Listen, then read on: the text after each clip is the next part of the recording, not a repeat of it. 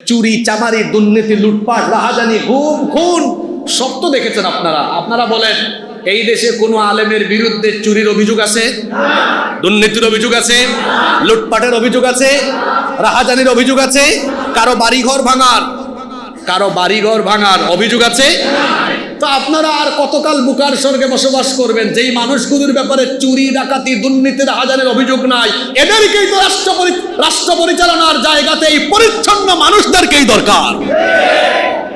কোরআন তো শুধুমাত্র খতম, ঝাড়ফুঁক, তেলাওয়াত আর তাবিজ লিখার জন্য নাজিল হয় নাই। এই কোরআন এসেছে দুনিয়ায় আখিরাতে আমাদেরকে মুক্তির পথ দেখাতে। এই কোরআন আল্লাহ দিয়েছেন আমাদের জীবন পরিচালনার চূড়ান্ত এবং একমাত্র সংবিধান হিসাবে। আমরা কি করলাম? আমরা এই কোরআন থেকে আমাদের নিজেদেরকে অনেক দূরে সরিয়ে রাখলাম। আল্লাহ নবীর কাছে কোরআন নাজিল হলো, তিনি এই কোরআন তিলাওয়াত করেছেন, সাহাবীদেরকে শিখিয়েছেন, কোরআনের আলোকে মানুষ তৈরি করেছেন। এতটুকুতে তিনি দায়িত্ব শেষ করেননি। তারপরে এই কোরআন দিয়ে এমন এক সমাজ ব্যবস্থা, এমন এক অর্থ ব্যবস্থা, এমন এক রাষ্ট্র ব্যবস্থা প্রতিষ্ঠা করে গেলেন যা কিয়ামত পর্যন্ত গোটা পৃথিবীবাসীর জন্য দৃষ্টান্ত হয়ে থাকবে। এমন এক অর্থ, সমাজ ব্যবস্থা, রাষ্ট্র ব্যবস্থা কায়েম করে দিলেন যেই সমাজে কোনো অসভ্যতা, বর্বরতা, সমস্যা, যেই সমাজে কোনো প্রকার সমস্যা আর রইল না। কোরআনের বরকতে সমাজের প্রতিটি সেক্টর বরকতে ভরপুর হয়ে গেল। কোরআনের বরকতে সমাজের প্রত্যেকটা সেক্টর আলোকিত হয়ে গেল। সুবহানাল্লাহ। আচ্ছা, আল্লাহর নবী 10 বছর এই কোরআন দিয়ে কি সমাজ, বিচার ব্যবস্থা, সমাজ ব্যবস্থা, অর্থ ব্যবস্থা, রাষ্ট্র ব্যবস্থা পরিচালনা করেন নাই? আপনারা যারা জবাব দিলেন না, আমার মনে হয় আপনাদের ভিতরে কিছুটা সন্দেহ আছে। কি মনে হয়, আপনাদের সন্দেহ আছে? এই হাজি ক্যাম্প মসজিদের মুসল্লিরা তো এমন নয়। আমি তো এখানে 5 বছর আগে কয়েকবার এসেছিলাম, ভরপুর মুসল্লি দেখেছিলাম, জবাবও প্রাণবন্ত পেয়েছিলাম। মাঝখান থেকে ঘুমাই গেলেন কেমনে আপনারা? ঘুমাই শুনিয়েন না, জরুরি কথাবার্তা বলবো। আল্লাহ নবী সবকিছু কোরআন দিয়েই পরিচালনা করেছেন। কোরআন এসেছে মানুষের কল্যাণের জন্য। জোরে বলেন তো, কোরআন কাদের কল্যাণে নাজিল হয়েছে? মানুষের কল্যাণে নাজিল হয়েছে। কখন আপনি কোরআন থেকে কল্যাণ পাবেন? যখন আপনি এই কোরআনের আইন, কানুন, বিধিবিধান আপনার জীবনের সব সেক্টরে আপনি মেনে চলবেন, তখনই আপনি ফায়দা পাবেন, কল্যাণ পাবেন। কারণ মানব কল্যাণেই কোরআনের আইন দিয়েছেন কে? মানব কল্যাণেই কোরআনের আইন দেওয়া হয়েছে। যেই কোরআন ব্যক্তি থেকে নিয়ে রাষ্ট্র পর্যন্ত সব জায়গায় এই কোরআন এর নীতি ফর্মুলা প্রয়োগ করতে হবে। কিন্তু আশ্চর্য, আমরা 90% মুসলমান হয়েও আমরা রাষ্ট্র ব্যবস্থায় কোরআনের আইন প্রয়োগে কি ফায়দা আছে, উপকার আছে, আগে তো বেনিফিট বুঝতে হবে। এই বেনিফিট আমরা বুঝি না। কেন বুঝি না? আমাদের অধ্যয়ন কম, স্টাডি কম। আমরা বুঝি না যে কোরআনের আইন, বিধিবিধান থাকলে আমার গোটা রাষ্ট্র, গোটা দেশের মানুষ, সমাজের মানুষ কি ফায়দা পাবে, এটা আমরা অনেকে জানি না। এজন্য আজকে আমরা কথা বলবো রাষ্ট্র ব্যবস্থায় কোরআনের আইনের প্রয়োজনীয়তা। এ বিষয়ে আমি মোট 12টি পয়েন্ট আপনাদের সামনে আজকে তুলে ধরব ইনশাআল্লাহ। নাম্বার 1, কেন রাষ্ট্র ব্যবস্থায় আল্লাহর আইন, আল্লাহর কিতাবের আইনের দরকার? এর প্রথম কারণ হলো আল্লাহর দেওয়া এই কিতাবের আইন, এটা হচ্ছে সম্পূর্ণ নির্ভুল, ত্রুটিমুক্ত, এবং এটি এমন এক কিতাব, এমন এক আইনের কিতাব যেটার ভেতরে সন্দেহ, সংশয় পোষণ করার মতো কোনো কিছু নাই। আমাদের দেশ স্বাধীন হওয়ার পরে এখন পর্যন্ত সংবিধান সংশোধন হয়েছে 17 বার। এই কয়েক মাস পরে দেখবেন আবারও চেঞ্জ হতে পারে। আপনাদের কি মনে হয় এই 54 বছরে এতবার পরিবর্তন হয়েছে? যারা সুযোগ পেয়ে যতবার পরিবর্তন, সংযোজন, বিয়োজন বা সংশোধন করে, তারা কি প্রথমে জনগণের কথা চিন্তা করে না নিজেদের কথা চিন্তা করে? বুদ্ধিমান মানুষ আপনারা। আগে নিজের চিন্তা করে যে কোন আইনটা কাট করলে ইন করলে আমার ক্ষমতা পাকাপোক্ত হবে, আমার চেলা চামুন্ডা আশপাশে যারা আছে ফায়দা পাবে, অথবা আমি লং টার্ম ক্ষমতায় থাকতে পারবো, এগুলা আগে মাথায় নিয়ে তারপরে ফাঁকা বলি দে জনগণের কল্যাণে আমরা সংশোধন করেছি। আসলে জনগণের কল্যাণে না, এটা নিজের কল্যাণে সে কি করেছে? সংশোধন করেছে। শুধু তাই নয়, এখানে আরো একটা ব্যাপার আছে। মানুষ সে তো ভুলের ঊর্ধ্বে নয়। আচ্ছা বলেন তো, ভুল ত্রুটির অভ্যাস আমাদের প্রত্যেকের ভেতরই কম বেশি আছে না নাই? তাহলে যে মানুষ আইন বানাবে, সে আইন বানাতে গিয়ে বা সংশোধন করতে গিয়ে ভুল করে বসতে পারে। এজন্য মানুষের তৈরি করা আইন এটা ভুল ত্রুটির ঊর্ধ্বে নয়, এখানে ভুল থাকবে। এজন্য তো দেখা যায় 7 বছর 10 বছর 15 বছর পরে পরবর্তী প্রজন্ম এসে বলবে আমাদের আগে এই আইনটা যেটা করা হয়েছে এটা আসলে কিছুটা ত্রুটিযুক্ত, এজন্য সংশোধনের প্রয়োজন হয়েছে। কিন্তু আপনারা বলেন তো, 1500 বছর আগে আল্লাহ যে কিতাব নাজিল করেছেন, এই কিতাবের ভেতরে কি কোনো ভুল ত্রুটি আছে? কোনো ভুল ত্রুটি নাই।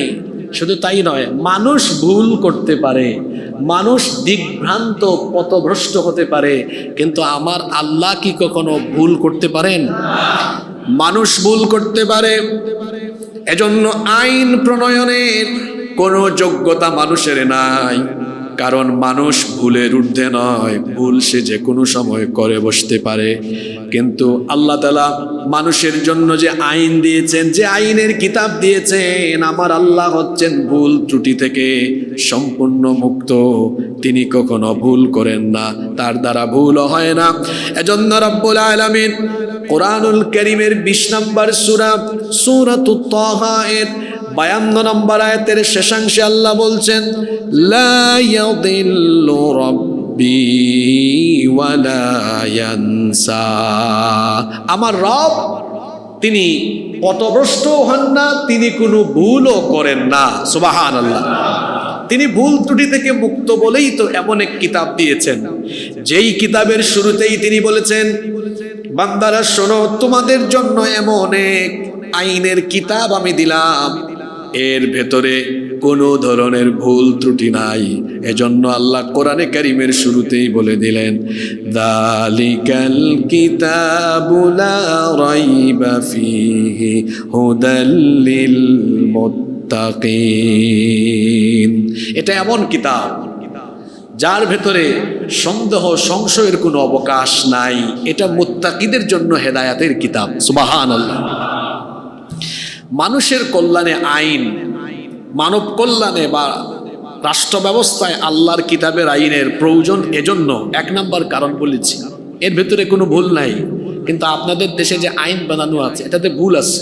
এজন্য দেখবেন কয়েকদিন পর পর তারা সংশোধন করে, যেই যখন সুযোগ পায় সে তখন সংশোধন করে।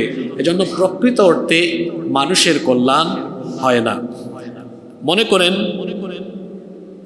আপনাদের মসজিদের সেক্রেটারি জসিম ভাই, তাকে আপনারা এই এলাকা পরিচালনার দায়িত্ব দিলেন। তো একটা এলাকা পরিচালনার জন্য কিছু বিধিবিধানের দরকার না? উনি এটা নিজে নিজে বানালেন। পরবর্তী সময়ে একটা পর্যায়ে এই দায়িত্বটা আপনারা আমাকে দিয়ে দিলেন। আমি এই দায়িত্ব পাওয়ার পরে দেখলাম আমার ডানে বামে যারা আছে এদেরকে একটু ঠান্ডা রাখা দরকার, এজন্য কিছু আইন কানুন শিথিল করা দরকার। তখন আমি একটা অ্যামেন্ডমেন্ট, একটা সংশোধনী নিয়ে আসলাম। বললাম এটা আপনাদের কল্যাণে করতেছি আমি, আসলে আপনাদের না, এটা আমার নিজের কল্যাণে করছি। কয়েক বছর পরে আমরা উনাকে সুযোগ দিলাম, উনি আবার সংশোধন করলেন। তাহলে দেখা গেল মানুষ কোনো কিছু পরিচালনার দায়িত্ব পেলে সে তার নিজের মতো করে আইন কানুন এটা সংযোজন বিয়োজন পরিবর্তন করতে পারে। কিন্তু এর বিপরীতে যদি আমার দিকে তাকান, জসিম ভাইকে বললাম আপনি এলাকা চালান কিন্তু নিজে নিজে একটা আইন বানাতে পারবেন না, এই কিতাব দিলাম কোরআন দিয়ে চালান।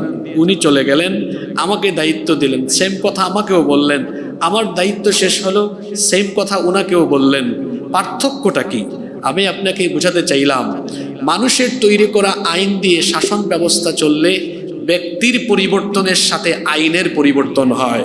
আর যখন আল্লাহর কিতাব দিয়ে আইন চলে, ব্যক্তির পরিবর্তন হয়, নীতির পরিবর্তন হয় না, আইনের পরিবর্তন হয় না।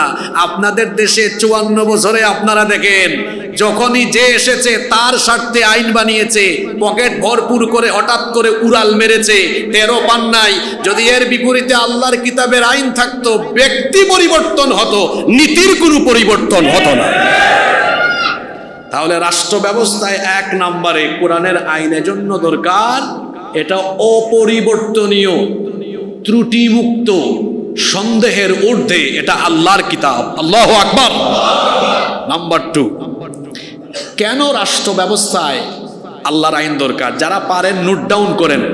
আমাদের ফজু মিয়া মসজিদে তো অনেকে খাতা কলম নিয়ে আসে, নোট করে। আপনাদের এখানে তো অবস্থা বড় সিরিয়াস দেখলাম, আমি ঢুকে দেখি 20-30 জন মানুষ। 11টার আগে মসজিদ ভরপুর করে দিতে হবে, বুঝতে পেরেছেন? এখানে ফজু মিয়ার কিছু মুসল্লি এসেছে, আমাদের তো আজানের আগেই ভরপুর হয়ে যায়, কি বলেন? সবাই চলে আসতে হবে আগে ভাগে, কারণ এটা সপ্তাহে একবার ইমানের ব্যাটারিকে চার্জ দেওয়া লাগে না? কোরআন হাদিস ছাড়া ইমানের ব্যাটারি চার্জ হয় না। যারা আলেম উলামার কথাবার্তা, কোরআন হাদিসের বক্তব্য শোনা থেকে ধীরে ধীরে ধীরে ধীরে দূরে চলে যায়, এদের ইমানি দুর্বলতা বেড়ে যায়। এজন্য কোরআন সুন্নাহর কথাবার্তা দিয়ে ইমানের ব্যাটারিকে চার্জ করতে হবে। নাম্বার 2, কেন রাষ্ট্র ব্যবস্থায় কোরআনের আইনের দরকার? 2 নম্বর কারণ হলো, এটি হচ্ছে মানুষের জীবন পরিচালনার জন্য একটা পূর্ণাঙ্গ নীতিমালা বা পূর্ণাঙ্গ জীবন ব্যবস্থা। আচ্ছা, জীবন ব্যবস্থা বলতে আপনারা কি বুঝেন? এখানে 2টা শব্দের সংযোগ আছে, একটা হলো জীবন, আরেকটা হলো ব্যবস্থা। জীবন মানে কি? জীবন মানে হলো, মনে করেন এক লোক জন্মগ্রহণ করেছে 1980 সালে, মৃত্যুবরণ করেছে 2024 সালে, তাহলে 1980 থেকে নিয়ে 2024 পর্যন্ত এই সময়ের সমষ্টির নাম হলো জীবন। আর ব্যবস্থা মানে কি? এই মসজিদে নামাজ আদায়ের জন্য একটা পরিবেশ, একটা ব্যবস্থাপনা প্রথমে করতে হয়েছে, ব্যবস্থাপনা লাগে। জীবন ব্যবস্থা মানে হলো জন্ম থেকে নিয়ে মৃত্যু পর্যন্ত আমাদের জীবন চালাবার, পরিচালনার জন্য যা যা দরকার সবকিছুর পূর্ণাঙ্গ ব্যবস্থাপনা যেই কিতাবের ভেতরে আছে, ওই কিতাবের নাম হলো আল কোরআন।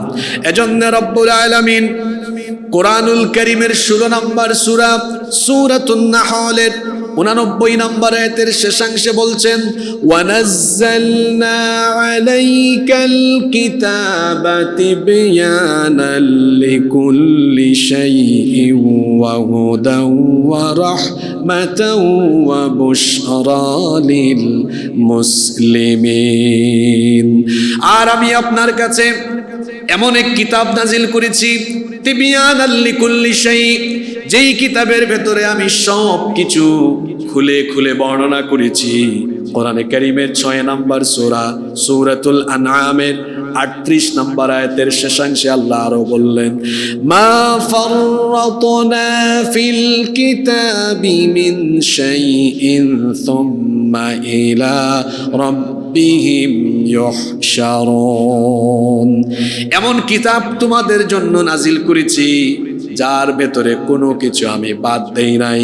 কি করে তোমাদের পরিবার চলবে, কি করে তোমাদের আদালত চলবে, কি করে তোমাদের শিক্ষাঙ্গন চলবে, কি করে তোমাদের অর্থনৈতিক মুক্তি আসবে, কেমনে তোমাদের সমাজ চলবে, কেমনে তোমাদের আইন কানুন চলবে, ফৌজদারি বিধান কি হবে, দেওয়ানি বিধান কি হবে, কেমনে তোমাদের রাষ্ট্র পরিচালনার প্রতিটি সেক্টর চলবে, সব কিছুকে কোরআনের ভেতরে যিনি খুলে খুলে বর্ণনা করেছেন তিনি কে? কেন রাষ্ট্র ব্যবস্থায় কোরআন দরকার? কারণ এটা পরিপূর্ণ, পূর্ণাঙ্গ, কমপ্লিট কোড অফ লাইফ, পূর্ণাঙ্গ জীবন বিধান। সুবহানাল্লাহ পড়েন। রাষ্ট্র ব্যবস্থায় কেন আল্লাহর কিতাবের আইন দরকার? 3 নম্বর কারণ হলো, আসলে কোনো জিনিসকে যে বানায় এটা কিভাবে চালাইতে হবে এর দিক নির্দেশনা সেই দিতে পারে। মনে করেন এই মাইক, এটা তো আমি বানাই নাই। এই মাইক কিভাবে চলতে পারে কিভাবে সেটিং দিলে আওয়াজ স্পষ্ট হবে, কিভাবে সেটিং দিলে সাউন্ডের কি বলে অ্যাডজাস্টমেন্টটা ভালো হবে, এটা কি আমরা সাধারণ মানুষ ভালো জানবো না অপারেটর ভালো জানবে? যারা গাড়ি ব্যবহার করেন, মনে করেন জাপান থেকে একটা গাড়ি আসলো, এই গাড়ির যারা বানালো কোন ফাংশন কোন কাজ করবে এটা আমার আপনার মতো আম পাবলিক বুঝবে না যে বানাইছে সে ভালো জানবে? এখন আপনারা বলেন তো, আসমান বানিয়েছেন কে? জমিন বানিয়েছেন কে? আসমান জমিন চালাচ্ছেন কে? কার আইনে চলছে? প্রতিদিন পূর্ব দিক থেকে সূর্য উঠান কে? পশ্চিম দিকে সূর্য ডুবান কে? এই যে মহাবিশ্ব সবকিছু আল্লাহর হুকুমে আল্লাহর বিধিবিধানে চলছে, গাছের পাতাও নড়ছে আল্লাহর আইনে। আসমান জমিন আল্লাহই বানিয়েছেন, মানুষ বানিয়েছেন কে? তো মানুষ বানিয়েছেন আল্লাহ, আর মানুষের জীবন কেমনে চলবে সেটা ভালো জানে অমুক তমুক না আল্লাহ। আপনারা কামটা করছেন কি? আপনাদের জীবন চালাবার জন্য আল্লাহ একটা প্রেসক্রিপশন দিয়েছেন, আপনারা এইটা এক সাইডে রেখে তারপরে মানুষের বানানো আইনকে গ্রহণ করেছেন বলে যুগ যুগ ধরে আপনারা বঞ্চিত, লাঞ্ছিত, অধপতিত, অন্ধকারে নিমজ্জিত, উন্নতি সমৃদ্ধির জায়গা থেকে বহুদূর আপনারা পিছিয়ে আছেন। কারণ আপনারা আল্লাহর দেওয়া প্রেসক্রিপশন ফর্মুলাকে বাদ দিয়ে দিয়েছেন আর মানুষের ফর্মুলাকে গ্রহণ করে নিয়েছেন। মানে ব্যাপারটা হলো এমন, এখানে মাইক নিয়ে আসছে একজন আর সেটিং দেয় আরেকজন, যে এনেছে সেই সেটিং দিবে, তার সেটিং সুন্দর হবে। ঠিক তেমনি মানুষ বানিয়েছেন যিনি, আসমান জমিন বানিয়েছেন যিনি, আসমান জমিন যার, হুকুম বিধান আইনও চলবে তার। কোন নেতা নেত্রীর আইন চলবে না। কিসের নেতা, কিসের নেত্রী? আসমান জমিন যার, আইনও চলবে। এই সাগর নদ নদী এত সুন্দর, বিশ্ব চরাচর, এটা কি তোমার মতো নেতা নেত্রী বানাইছে যে তোমার আইন চলবে? আমার রব বানিয়েছেন, আমার রবের হুকুমই এখানে চলবে, ঠিক কিনা? মানুষের কল্যাণের জন্যই আল্লাহর আইন। রাষ্ট্র ব্যবস্থায় কেন আল্লাহর আইনের দরকার? 3 নম্বর কারণ বলেছি, কারণ সবই আল্লাহ, এজন্য আইনও চলবে কার? এজন্য আল্লাহ বলেছেন ইনিল হুকমু ইল্লা লিল্লাহ। অর্ডার, হুকুম, আদেশের একমাত্র হক হলো আল্লাহর, তিনি ছাড়া আর কেউ হুকুম করতে পারে না। অন্য আয়াতে আল্লাহ বলেছেন আলা লাহুল খালকু ওয়াল আমর, সৃষ্টি যার, আইনও চলবে। নাম্বার 4, কেন রাষ্ট্র ব্যবস্থায় কোরআনের আইন বা আল্লাহর আইনের দরকার? আল্লাহর আইন ছাড়া যত আইন আছে পৃথিবীতে সব অন্ধকার। জোরে বলেন, সব কি? সব অন্ধকার। এরা আবার স্লোগান দেয় আমরা আলোকিত সমাজ বানাবো। তোরা কিয়ামত পর্যন্ত আলোকিত সমাজের স্লোগান দিয়ে দিয়ে মুখের ফেনা বের করে ফেলবি, তারপরেও তোরা কখনো আলোকিত সমাজ আর রাষ্ট্র বানাতে পারবি না। তার কারণ আমার আল্লাহ বলে দিয়েছেন আফা হুকমাল জাহিলিয়াতি ইয়াবগুন ওয়া মান আহসানু মিনাল্লাহি হুকমান লিকওমি ইউকিনুন। কোরআনে কারীমের 5 নম্বর সূরা সূরাতুল মাইদা এর 50 নম্বর আয়াতে আল্লাহ বলছেন তারা কি তাহলে জাহিলিয়াতের অন্ধকারাচ্ছন্ন বিধিবিধান চায় নাকি? ওয়ামান আহসানু মিনাল্লাহি হুকমান লিকওমিন ইউকিনুন। অথচ বিশ্বাসীদের জন্য আল্লাহর দেওয়া হুকুমের চাইতে উত্তম কোন হুকুম বা আইন হতে পারে? রব্বুল আলামিন আরো বলছেন ওয়ামান ইয়াবতাগি গায়রাল ইসলামি দীনান ফালান ইউকবালা মিনহু ওয়া হুয়া ফিল আখিরাতি মিনাল খাসিরিন। কোরআনে কারীমের 3 নম্বর সূরা সূরা আলে ইমরানের 85 নম্বর আয়াতে আল্লাহ বলছেন যে ইসলাম বাদ দিয়ে অন্য কোন তন্ত্র মন্ত্র পথ আদর্শ তালাশ করবে এটা তার পক্ষ থেকে গ্রহণ করা হবে না। দুনিয়াও এই লোক ক্ষতিগ্রস্ত হবে, আখিরাতেও ক্ষতিগ্রস্ত হবে। সোজা কথা, এই লোক গুমরাহ, পথভ্রষ্ট হয়ে যাবে।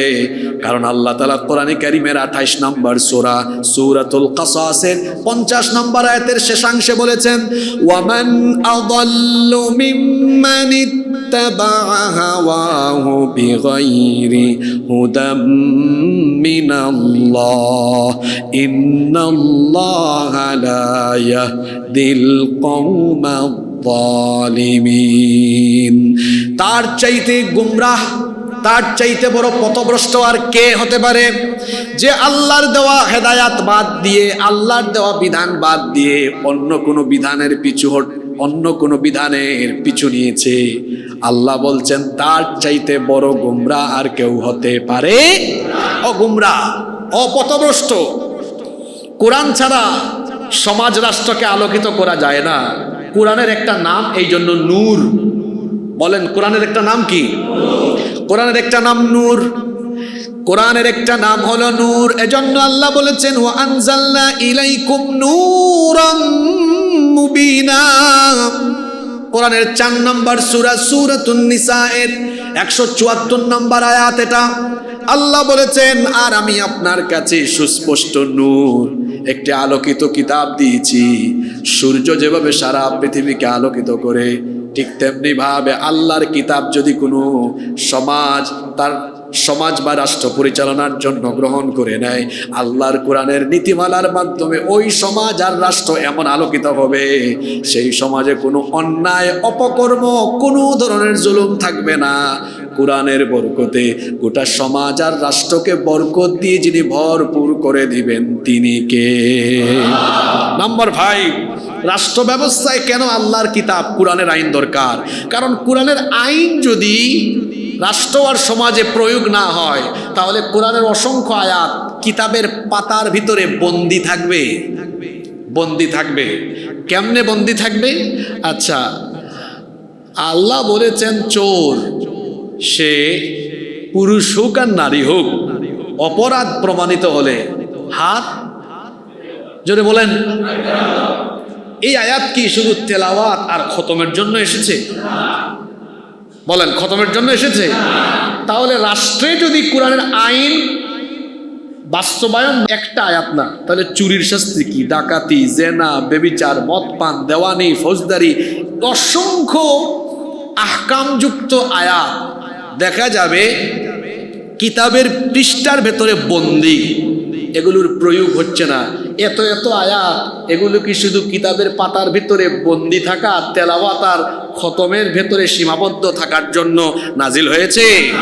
আল্লাহ চুরির আয়াত, ডাকাতি, জেনা, ব্যভিচার, ধর্ষণ, অন্যান্য অপরাধের শাস্তি কি হবে, এই আয়াতগুলো তেলাওয়াতের জন্য দেন নাই, যাতে করে এই আয়াতগুলো প্রয়োগ করে আপনার সমাজের চুর, চুট্টা, দুর্নীতিবাজ, লম্পট চরিত্রহীনদের বিচার করে আপনি যেন ন্যায় বিচার, ইনসাফের একটি সমাজ, ইনসাফের একটি রাষ্ট্র কায়েম করেন। এজন্য আল্লাহ এই বিধানগুলো দিয়েছেন। আপনি কি করেছেন? সামনে রমজান মাস আসতেছে, হুজুর পড়েন, পিছন থেকে শুনতেছে, আরে বাপরে বাপ, কি তেলাওয়াত! এটা কি তেলাওয়াতের জন্য এসেছে শুধু? এটা যেমন একদিকে তেলাওয়াত হলে হৃদয়টা ভরে যায়, আসলে কোরআন তেলাওয়াতে মজাই লাগে, তাই না? কলিজা শান্ত হয়। তেলাওয়াতে যেমন কলিজা ঠান্ডা হয়, তেলাওয়াতে যেমন মন ভরে যায়, ঠিক তেমনি এই তেলাওয়াতের বাস্তবায়ন হলেও আপনাদের মন ভরে যাবে, দিল ভরে যাবে। কোরআনের আইন বাস্তবায়ন হলে একটা মানুষের ভেতরে অশান্তি থাকবে না, সব অশান্তি দূর করে দিবেন কে?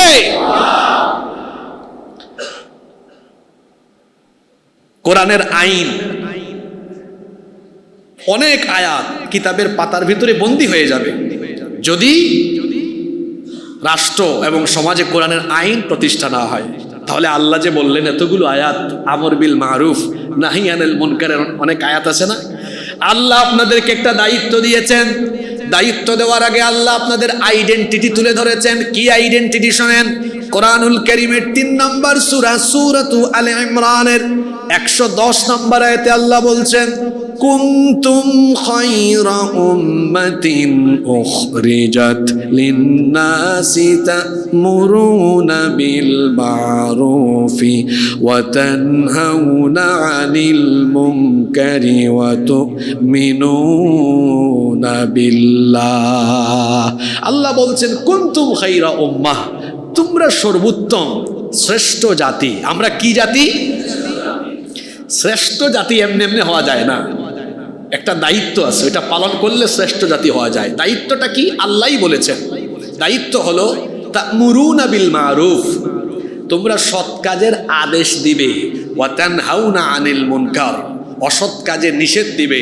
কথা এটা বুঝে থাকলে বলেন, সৎ কাজের আদেশ না অনুরোধ? ঘুমাই গেছেন নাকি কেউ কেউ? ওই 5 বছর আগের পরিবেশ ফিরাই আনেন, যেভাবে জবাব দিতেন ওভাবে বলেন, সৎ কাজের, সবাই বলেন সৎ কাজের। এটা তো একটা ক্লাসের মতো, উভয় পক্ষের রেসপন্স থাকা লাগবে, নইলে তো আপনি বুঝবেন না। সৎ কাজের আদেশ, অনুরোধ নয়। এবার আপনার সমাজ আর দেশের দিকে তাকান, আপনি তো কোরআন হাদিসের কথা বাস্তব ভিত্তিক বলতে হবে, তাই না? তা আপনার সমাজে সৎ কাজের আদেশ চলে না অনুরোধ চলে? আদেশ চলে না? দেখি আপনি কি চাইলেই এখন আদেশ করে হুকুম করে বাংলাদেশ থেকে মদ বন্ধ করতে পারবেন? তো পরে দেখান তো আমারে। রমজান মাসে হোটেল রেস্টুরেন্ট যেন বন্ধ থাকে, আমরা কি আলেম ওলামা চাইলে আদেশ করতে পারি না হুকুম করতে পারি? মাননীয় সরকার আমাদের দাবিগুলা মেনে নেন। আমাদের 4 দফা, আমাদের 6 দফা, 9 দফা, 13 দফা, 15 দফা দাবি মেনে নেওয়ার অনুরোধ রইল। কাদিয়ানীদেরকে রাষ্ট্রীয়ভাবে কাফের ঘোষণা করার অনুরোধ করছি, দাবি আদায়ের জন্য অনুরোধ করছে। আল্লাহ বলেছেন ইসলামের ব্যাপারটা অনুরোধের নয়, ইসলামের ব্যাপারটা হলো কি? জোরে বলেন, ইসলামের ব্যাপারটা কি? আমরা কি আদেশের জায়গায় পৌঁছাতে পেরেছি? কিছুদিন আগে ঢাকায় সোহরাওয়ার্দী উদ্যানে একটা দাবিতে সব আলেমরা একটা সমাবেশ করেছিলেন। এটা হচ্ছে খতমে নবুয়ত সমাবেশ। মানে কাদিয়ানীরা তো কাফের, তাই না? এদেরকে যারা কাফের বলে না, এরা আখেরি নবীকে আখেরি নবী মানে না। এজন্য বাংলাদেশের সব আলেমরা এক মঞ্চে এসে, পীর মাশায়েখরাও এসেছেন, এসে তারা একটা দাবি তুললেন। এই দাবি বহু পুরনো, 54 বছর ধরেই তারা এই দাবিটা করছেন। সেটা কি? যে কাদিয়ানীরা এই দেশে তারা রাষ্ট্রের নাগরিক হয়ে সব নাগরিক সুবিধা নিয়ে বসবাস করুক, আমাদের কোনো আপত্তি নাই। তারা এই দেশে সব সুযোগ সুবিধা নিয়ে বাস করবে, অসুবিধা নাই। অসুবিধাটা হলো আইডেন্টিটির জায়গায়। তারা নিজেদেরকে মুসলমান পরিচয় দিতে পারবে না, কারণ তারা তো আখেরি নবীকে আখেরি নবী মানে না। সুতরাং হিন্দু, বৌদ্ধ, খ্রিস্টান সহ অমুসলিমরা যেভাবে এই দেশে শান্তিতে আরামে নিরাপদে বাস করছে, কাদিয়ানীরাও এই দেশে শান্তিতে নিরাপদে আরামে বাস করবে। শুধুমাত্র আইডেন্টিটি বদলাতে হবে। সেটা কি? তোমরা কাফের। তারা কি? কাদিয়ানীদেরকে যে কাফের বলে না, সেও কাফের। 54 বছর ধরে আমরা অনুরোধই করতেছি, আমাদেরকে কলা দেখাইয়া মূলা খাওয়ায়। ঠিক আছে ঠিক আছে, সুযোগ পাই তারপরে করবো নে। করেছে কেউ তো করে নাই। আপনারা বিভিন্ন সময় ইসলাম আর মুসলমানদের স্বার্থে দাবি দাওয়া নিয়ে যান, অনুরোধ করেন, আপনাদেরকে খুব তুচ্ছতাচ্ছিল্য করে অনেক সময় মাঝে মাঝে ওই যে বললাম কলা দেখায় মূলা ঝুলায় দেয়। আর কতকাল সম্মানিত হুজুরেরা অনুরোধের জায়গায় পড়ে থাকবেন? ইসলাম অনুরোধের জায়গায় থাকার জন্য আসে নাই, বরং হুকুমাতের আদেশের প্রত্যেকটা জায়গায় আল্লাহর দ্বীন ইসলামকে নিয়ে অনুরোধ নয়, আদেশ করে করে, হুকুম করে করে অন্যায়কে বন্ধ করা হবে, ভালো কাজকে চালু করে দেওয়া হবে। এখন আলেমরা এক হয়ে গেছেন। আপনারা খুশি না বেজার? পাশের দেশের দাদা বাবুদের মন খারাপ, তাদের রাতের ঘুম হারাম। আবার আলেমদের এই ঐক্য দেখে আমার দেশে ভারতের 5 আটা গুলাম আর আধিপত্যবাদী শক্তিদেরও কলিজায় আগুন ধরে গিয়েছে। তাদের ব্যাপারে আমার বক্তব্য হলো, আল্লাহর কোরআনের ভাষায় বলছি, মুতু বিগাইদিকুম, তোমার জ্বালাপুরা নিয়ে তুমি জ্বলে পুড়ে ছাই হয়ে যাও, এতে আমাদের কিচ্ছু করার নেই। এদেশে আলেমরা ঐক্যবদ্ধ হয়েছেন, এই কারণে আমরা বহু বছর ধরে, বহু যুগ ধরে আমরা দেখে আসতেছি, আমাদেরকে কলা দেখায়া মূলা ঝুলাইয়া দেওয়া হয়, আমরা বহু বছর ধরে দেখে আসতেছি ইসলাম আর মুসলমানদের থেকে সিম্পেথি নিয়ে নিয়ে পরবর্তীতে ইসলাম আর মুসলমানদের স্বার্থের বিরুদ্ধে কাজ করা হয়। এখন আমরা একজুট হয়েছি, সবকিছু দেখেছি আমরা। এখন উলামা মাশায়েখ, পীর মাশায়েখদের নেতৃত্বে, আলেম উলামাদের নেতৃত্বে আমরা আগামীর বাংলাদেশকে ইসলামের বাংলাদেশ হিসাবে দেখতে চাই। আপনারা দেখতে চান কি চান না? হুজুররা শুধু এই মিম্বরে বসে বক্তব্য দিতে জানেন না, হুজুররা পার্লামেন্টে ঢুকে দেশকেও পরিচালনার যোগ্যতা রাখেন। এখন সেই সময় এসেছে, সুযোগ এসেছে। আপনারা এটা চান কি চান না? দেখলেন তো, বহু দেখলেন, চুরি চামারি, দুর্নীতি, লুটপাট, রাহাজানি, গুম খুন, সব তো দেখেছেন আপনারা। আপনারা বলেন, এই দেশে কোনো আলেমের বিরুদ্ধে চুরির অভিযোগ আছে? দুর্নীতির অভিযোগ আছে? লুটপাটের অভিযোগ আছে? রাহাজানির অভিযোগ আছে? কারো বাড়িঘর ভাঙার অভিযোগ আছে? তো আপনারা আর কতকাল বুকার স্বর্গে বসবাস করবেন যেই মানুষগুলোর ব্যাপারে চুরি, ডাকাতি, দুর্নীতি, রাহাজানির অভিযোগ নাই? এদেরকেই তো রাষ্ট্র পরিচালনার জায়গাতে এই পরিচ্ছন্ন মানুষদেরকেই দরকার। আল্লাহ এই জাতিকে বুঝার তৌফিক দান করুন।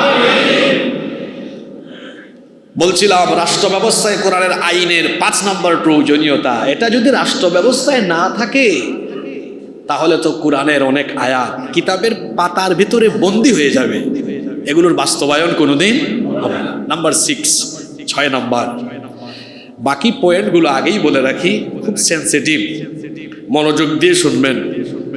6 নম্বর, রাষ্ট্র ব্যবস্থায় কেন আল্লাহর কিতাব কোরআনের আইন দরকার? 6 নম্বর কারণ হলো, মানুষের মধ্যে ন্যায়, বিচার, সুবিচার যদি আপনি কায়েম করতে চান তাহলে কোরআনের আইনই দরকার। কোরআন ছাড়া মানুষের তৈরি করা আইন দিয়ে আপনি কোনোদিন, আমি চ্যালেঞ্জ করলাম আপনাকে, আপনি কোনোদিন ন্যায় বিচার কায়েম করতে পারবেন না। দেখেন তো, আমাদের দেশ স্বাধীন হয়েছে 54 বছর। এই 54 বছরের মধ্যে 32 বছর 2 আন্টি দেশ চালিয়েছেন, বাকি 22 বছর কয়েকজন কাকু মিলে, কয়েকজন চাচা মিলে চালিয়েছেন। 32 আর 22 হইল কত? 54। এই 54 বছরে সবাই মিলে ঝিলে দেশ চালিয়েছেন আল্লাহর আইনে না মানুষের আইনে? তাদের আদালতগুলোও চলেছে, এখনো তো আদালতগুলো চলছে। আপনাদের দেশের আদালতগুলো ব্রিটিশদের থেকে ধার করা পেনাল কোড দিয়ে, এই আইন দিয়েই চলছে। এতে আপনারা কত লাভবান হয়েছেন, লাভের জায়গাটা দেখাই। নারীরা তো সবচেয়ে বেশি ক্ষমতায় ছিল এই দেশে লম্বা সময়, 32 বছর। এট এ টাইম তারাই প্রধানমন্ত্রী, বিরোধী দলীয় নেত্রী, স্পিকার, স্বরাষ্ট্র, পররাষ্ট্র, শিক্ষা, সব নারীদের হাতেই ছিল কি ছিল না? এত ক্ষমতা পাইয়া তারা তো নারী নির্যাতন, নিপীড়ন, ধর্ষণ বন্ধ করতে পেরেছে? কাকুদের শাসন আমল মিলাইলে, সব মিলাইয়া দেখা যায় ধর্ষণ আর কমে নাই। কমছে নাকি? কয়েক মাস আগে মাগুরায় একটা মেয়ে 8 বছর বয়স, তার নামটা যেন কি, আসিয়া, এক পরিবারের 3 নরপিশাচ আমার বোনটির উপরে পাশবিকতা চালায়। কয়েকদিন হাসপাতালে থেকে খুব কষ্ট পেয়ে পেয়ে আমার বোনটা দুনিয়া থেকে চলে যায়। তার কবরে ঘাস উঠে গেছে। আপনারা বলেন, তার ধর্ষণকারীরা এখনো বেঁচে আছে না নাই? আদালতে কার আইন? কি শরম লাগে? শরম লাগে? শরম লাগে বলতে শরম লাগে? বলেন, আল্লাহর না মানুষের? আমার দেশে এমন বিশ্ববিদ্যালয় আছে যেখানে ধর্ষণের সেঞ্চুরি হওয়ার পরে ধর্ষককে ফুলের মালা দেওয়া হয়েছে। কি আপনি ঘুমাই গেছেন নাকি? আমি নাম শুদ্ধ বলে দিব একদম। আমার দেশে এমন কিছু ব্যবসায়ী আছে যেই ব্যবসায়ী ধর্ষণের দায়ে অভিযুক্ত, টাকার গরমে আইনকে তার পায়ের তলায় ফেলাইয়া দিয়েছে, কিচ্ছু হয় না। আমার দেশে এমন কিছু রাজনীতিবিদ আছে ধর্ষণের দায়ে অভিযুক্ত, কিন্তু ক্ষমতার ঠেলায় আইনকে তার চেয়ারের নিচে চাপা দিয়ে রেখেছে, কেউ কিচ্ছু করতে পারে নাই। এখন সবাই বলেন, আপনাদের আদালতে আল্লাহর আইন না মানুষের আইন? এ কেমন আইন যে আইন থাকার ফলে ধর্ষিতা কবরে চলে যায়, কবরে ঘাস উঠে যায়, আর ধর্ষক ফুলের মালা পায়, রাস্তাঘাটে সাদা পায়জামা পাঞ্জাবি পরিধান করে তার সাঙ্গ পাঙ্গরা তারে গলায় ফুল দিয়ে তারপরে রাস্তায় দুই হাত নাচায়া নাচায়া হেঁটে বেড়ায়। যেই দেশে এমন আইন থাকে, যে আইন থাকার ফলে ধর্ষিতা কবরে যায় আর ধর্ষক বিচিহ্ন দেখায় দেখায় সাদা পাঞ্জাবি পায়জামা পরিধান করে হেঁটে বেড়ায়, এইরকম আইনের মুখে আমরা জুতা নিক্ষেপ করি। কেমন আইন এটা, যে ধর্ষিতা কবরে ধর্ষক বেঁচে আছে? এটা কোনো আইন হইল? এই আইনকে আমি লাথি দিয়ে ডাস্টবিনে ফেলে দিলাম। সেখানে যদি আল্লাহর আইন থাকতো, আল্লাহর আইনে ধর্ষকের শাস্তি কি? রজম। তাও এটা গোপনে না, পর্দার আড়ালে না, জনসম্মুখে। আপনারা বলেন, এই দেশে যদি একটা ধর্ষণের বিচার জনসম্মুখে করা হতো, দেশে কোনো চরিত্রহীন আর থাকতো? এক বিচার দেখে তারের মতো সোজা হয়ে যেত। তাহলে বলেন তো, নারীদের ইজ্জত আবরুর নিরাপত্তার জন্য, আমার মা বোনদের সিকিউরিটির জন্য মানুষের আইন উত্তম না আল্লাহর আইন উত্তম? এরপরেও আল্লাহর আইন চায় না, বা বলে শরিয়া আইনে বিশ্বাস করি না, আল্লাহর আইন চায় না। এরা কারা? সত্য কথা শুনতে একটু তিতা লাগে, এটা বলতেই হয়। আল্লাহর আইন এত ভালো হওয়ার পরেও চায় না কারা? চোর, চামার, দুর্নীতিবাজ, টেন্ডারবাজ, চাঁদাবাজ, চরিত্রহীন, বদমাশ এবং যারা লম্পট টাইপের মানুষ, এরাই আল্লাহর আইন চায় না। আল্লাহর আইন এর কথা বললে চোরের মন খারাপ, আল্লাহর আইনের কথা বললে ডাকাতের মন খারাপ হয়, লম্পটের মন খারাপ হয়, দুর্নীতিবাজের মন খারাপ হয়, কিন্তু ইমানদারের কখনো মন খারাপ হওয়ার কথা। কারণ আল্লাহর আইন সব ক্ষেত্রে আমাদের জন্য উত্তম না অনুত্তম? এই জন্য আল্লাহ তার নবীকেও বলেছেন, কোরআনে কারীমের 4 নম্বর সূরা সূরাতুন নিসা এর 58 নম্বর আয়াতের মধ্যভাগে আল্লাহ বলেছেন, وَإِذَا حَكَمْتُمْ بَيْنَ النَّاسِ أَن تَحْكُمُوا بِالْعَدْلِ। আর আপনি যখন বিচার ফয়সালা করবেন, তখন আপনি অবশ্যই ন্যায় বিচার কায়েম করবেন। আর ন্যায় বিচার যে কিতাবের মাধ্যমে কায়েম করা যায়, সেই কিতাবের নাম হলো মহাগ্রন্থ আল কোরআন। যারা আল্লাহর দেওয়া বিচার ব্যবস্থাকে ফেলে দিয়েছে, ছুড়ে দিয়েছে, মাইনাস করেছে, তাদের পরিচয় আল্লাহ নিজেই দিয়েছেন। বাড়ি গিয়া সূরা আর আয়াত নাম্বার মিলাইয়া পড়ে পড়ে দেখবেন, কোরআনে কারীমের 5 নম্বর সূরা সূরাতুল মাইদা এর 44, 45, 47 তিনটা আয়াতে আল্লাহ এদের পরিচয় এভাবে তুলে ধরেছেন, ওয়ামাল্লাম ইয়াহকুম বিমা আনজালাল্লাহু ফাউলাইকা হুমুল কাফিরুন। ওয়ামাল্লাম ইয়াহকুম বিমা আনজালাল্লাহু ফাউলাইকা হুমুদ যালিমুন। ওয়ামান লাম ইয়াহকুম বিমা আনজালাল্লাহু ফাউলাইকা হুমুল ফাসিকুন। আল্লাহ বলছেন, যারা আমার দেওয়া বিধান দিয়ে বিচার ফয়সালা করে না, ফাউলাইকা হুমুল কাফিরুন, এরা কাফের। ফাউলাইকা হুমুল যালিমুন, এরা জালেম। ফাউলাইকা হুমুল ফাসিকুন, এরা ফাসিক। আল্লাহর দেওয়া বিচার বাদ দিয়ে যারা অন্য কোনো আইন কানুনকে তাদের বিচার ব্যবস্থা বানায়, এটাতে যারা অটল অবিচল থাকতেই থাকে, আল্লাহ বলেছেন এরা হলো কাফের, এরা হলো জালেম, এরা হলো ফাসিক। এই পরিচয় কি আমার দেওয়া না আল্লাহর দেওয়া? জোরে বলেন, এই পরিচয়টা কার দেওয়া? আল্লাহর বিধান থেকে বিচার ফয়সালা হলে ন্যায় বিচার হয়, এখানে কোনো ধরনের অবিচার হয় না। কারণ কোরআনের প্রতিটি বিধান মানুষের কল্যাণের জন্য যিনি দিয়েছেন তিনি কে?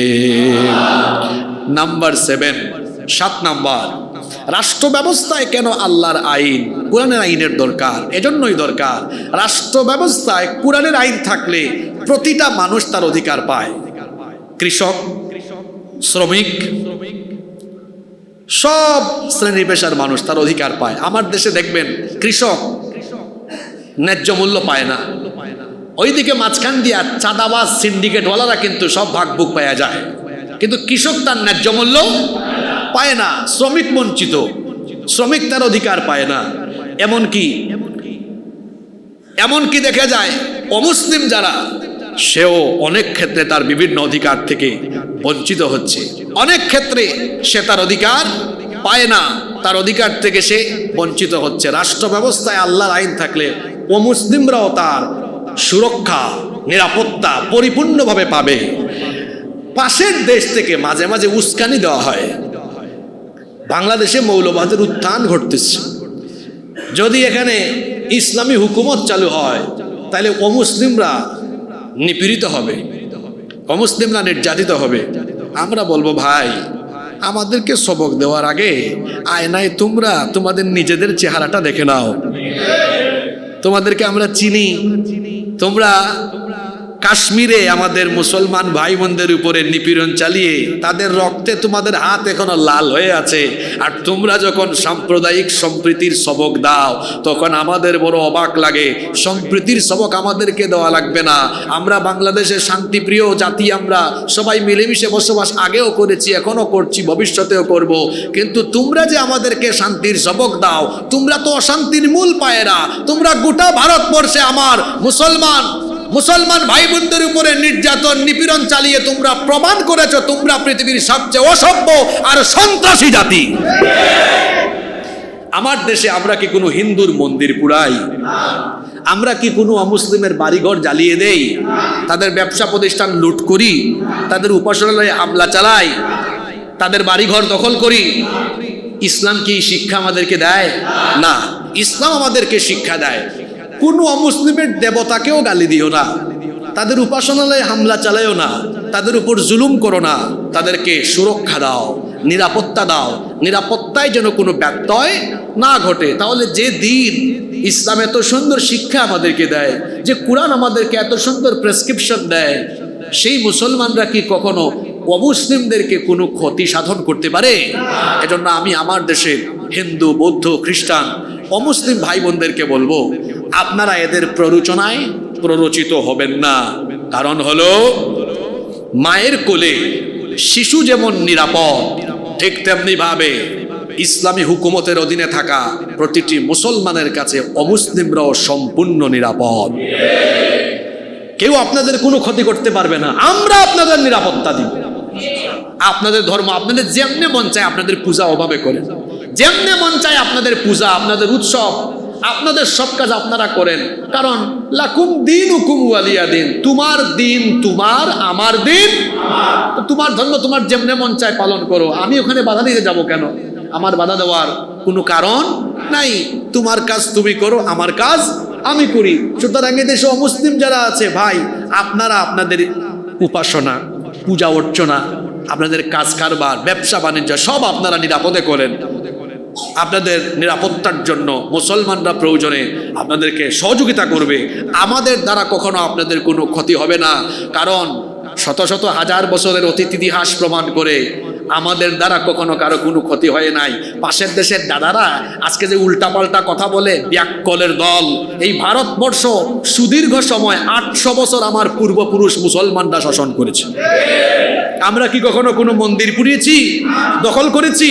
বরং আজকে যারা মুসলমানদেরকে মৌলবাদ বলে বলে, মুসলমানদেরকে আজকে যারা জঙ্গিবাদ বলে বলে, মুসলমানদেরকে যারা পৃথিবীতে সন্ত্রাসী পরিচয় করিয়ে দিতে চাও, সেই দাদাদেরকে বলতে চাই, তোমরা যে কি জাতের কুখ্যাত সন্ত্রাস এটা তো আমরা জানি। আমার পূর্বপুরুষ মুসলমান শাসকরা 800 বছর ভারত পরিচালনা করলো, শাসন করলো, একটা মন্দিরও দখল করলো না। 1947 থেকে ব্রিটিশরা চলে যাওয়ার পর থেকে 2025 এই 74-75 বছর ধরে তোমরা হিন্দুরা ভারত পরিচালনা করো। এই 74-75 বছরে তোমাদের রেকর্ড কিন্তু ভালো না। তোমরা আমাদের শত শত বছরের ঐতিহ্য, বাবরি মসজিদ দখল করে রাম মন্দির বানিয়ে পৃথিবীর 200 কোটি মুসলমানদের কলিজায় আগুন লাগিয়ে দিয়েছো। তোমরা আমাদেরকে সভ্যতা সবক দাও, আয়নায় নিজেদের চেহারা দেখো। আমাদের পূর্বপুরুষরা কোনো অমুসলিমের উপাসনালয় দখল করেনি, আমরা করছি না, কেউ কোনোদিন করব। আয়নায় নিজেদের চেহারা দেখো।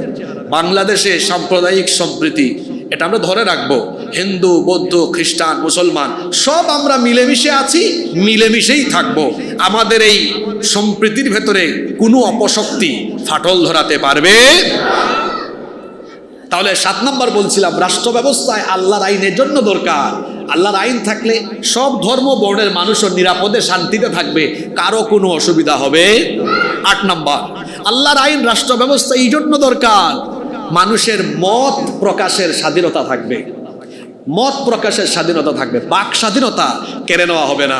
আল্লাহর আইনের পরিবর্তে মানুষের আইন যে সমাজে চলে, বেশিরভাগ জায়গায় দেখবেন বাক স্বাধীনতা কেড়ে নেওয়া হয়। কিচ্ছু বলতে পারবেন না, আপনি কিচ্ছু বলতে পারবেন না, বললেই হামলা মামলা গুম খুন কত কিছু হয়। কিন্তু আপনারা জানেন, ইসলামের সেই সোনালী ইতিহাস আপনাদের জানা আছে যে জুমার দিনে খলিফার কেন 2 টুকরা কাপড়? সামনাসামনি সাধারণ জনগণ প্রশ্ন করেছে, আপনি জবাব দেন। কি আপনারা ওমর রাদিয়াল্লাহু আনহুর ইতিহাস জানেন না? হ্যাঁ, তাহলে বাক স্বাধীনতা ছিল কি ছিল না? বাক স্বাধীনতা ছিল। আমাদের সোনালী ইতিহাস বলে শাসকরা জনগণের সামনে জবাবদিহি করতেন। কোনো জনগণ যদি শাসকের ভুল ধরতো, শাসকের সামনে কথা বলতো, তারা বিনয়ের সাথে প্রশ্নের জবাব দিতেন। এমনকি বিচার ব্যবস্থায় তারা হস্তক্ষেপ করতেন না। কিন্তু আপনি পৃথিবীর ইতিহাস তালাশ করলে দেখবেন, যেখানেই মানুষের তৈরি করা আইন আছে, বিচার ব্যবস্থাকে কুক্ষিগত করে তাদের যেমন মন চায় তেমনি তারা বিচার ব্যবস্থাকে ব্যবহার করে। নাম্বার 9, সময় তো শর্ট, এই জন্য অল্প অল্প করে বলতে হচ্ছে। 9 নম্বর, রাষ্ট্র ব্যবস্থায় আল্লাহর আইন এজন্যই দরকার। আল্লাহর আইন থাকলে সমাজে অপরাধ প্রবণতা বাড়বে না কমবে? কমবে। আপনাদের দেশে চুরি ডাকাতি তো কমে না, আরো বাড়ে। গত রাতে আমি কুমিল্লার 14 গ্রাম থেকে মাহফিল করে আসতেছি। এই যে এটাকে কি বলে, আগে তো ডায়মন্ড টাচ ছিল, এটা এখন পিবিআই হয়ে গেছে। পিবিআই এর একটু আগে আমি গাড়ি থেকে দেখলাম 2 জন মোটর সাইকেল দিয়ে এসে রাত 1:30 বাজে, এক পুরুষ আর নারী, একটা বিয়ে থেকে তারা যাচ্ছে, ব্যাকটেক নিয়ে দৌড় মারছে। আর আমাদের দেশে তো চলাফেরা এখন খুব মুশকিল, তাই না? এই যে আমি গত 2 মাসে কমসে কম 15-16 বার ডাকাতির সম্মুখীন হয়েছি রাতের বেলা। তো এই যে এত অশান্তি, অপরাধ প্রবণতা, একটা ডাকাত ধরে কোরআন দিয়ে বিচার করেন, একটা চোর ধরে কোরআন দিয়ে বিচার করেন। কালকে 12 কোয়ার্টারে যে চুরি, যে ছিনতাই আমার চোখের সামনে দেখলাম, এরে যদি ধইরা কোরআন দিয়ে বিচার করতেন, গোটা চট্টগ্রাম মহানগরীতে যত শেষরা ছিনতাইকারী আছে, এক বিচার দেখে তারের মতো সুদা হয়ে যেত। যদি আপনি শান্তির সমাজ চান, সুশৃঙ্খল সমাজ চান, আল্লাহর আইনের কোনো বিকল্প। এই 10 নম্বর পয়েন্ট বেশি গুরুত্বপূর্ণ। আজকের গোটা আলোচনা মনে রাখতে না পারলেও এইটা নিয়ে বাড়ি যাবেন আজকে ইনশাআল্লাহ। ভাই, আপনি মানুষকে যতই বুঝান, মানুষের পেটে খাবার দরকার, আগে পেট ভরা থাকা দরকার। আল্লাহর আইন যে সমাজে থাকবে, সেই সমাজের একটা মানুষও ক্ষুধার্ত থাকবে না, অসচ্ছল থাকবে না, গরিব থাকবে না, সেই সমাজের একটা মানুষও না খাইয়া মরে যাবে না।